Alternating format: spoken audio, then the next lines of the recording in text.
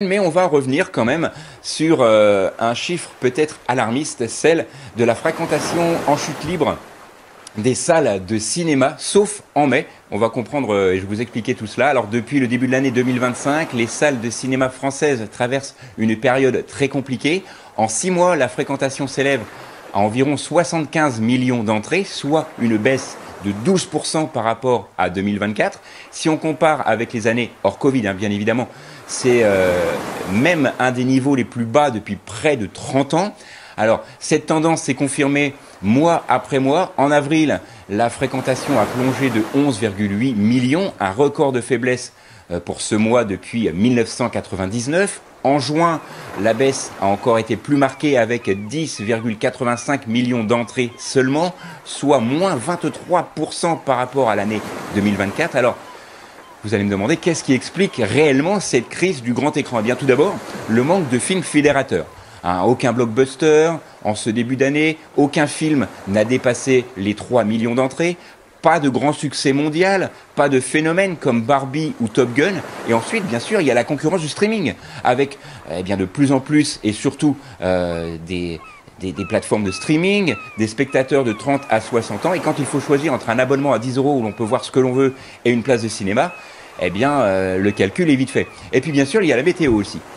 Les habitudes post-Covid, le prix des places, bref, une accumulation de facteurs qui présentent forcément un handicap pour les sorties en salle. Mais au milieu de ce tableau plutôt sombre, un mois sort du lot, celui du mois de mai 2025. Pourquoi ? Vous allez le comprendre. Avec 14,5 millions d'entrées, mai a marqué un petit rebond. Alors ce n'est pas un hasard. Tout d'abord parce que plusieurs comédies populaires comme Un petit truc en plus ont rencontré leur public. Ensuite, le mois de mai est riche en jours fériés, en week-ends, prolongés bien évidemment, les week-ends prolongés.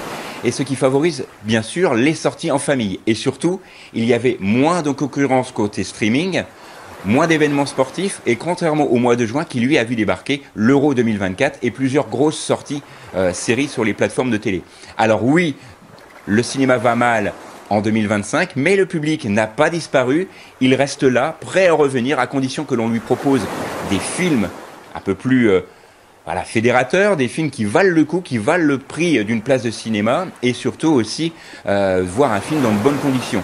Et c'est peut-être là le vrai défi des mois à venir, réenchanter, réenclencher l'expérience en salle, car le cinéma n'est pas juste un écran, c'est une sortie, c'est une émotion collective, et c'est un lien culturel fort, à nous tous, exploitants, distributeurs, chroniqueurs, spectateurs, de le faire vivre. Et c'est ce qu'on va également faire.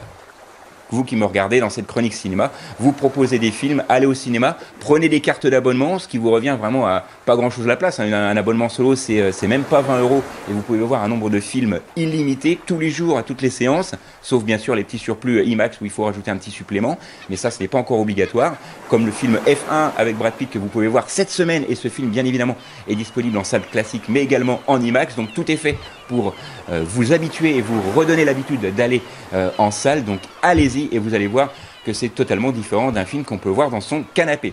Voilà.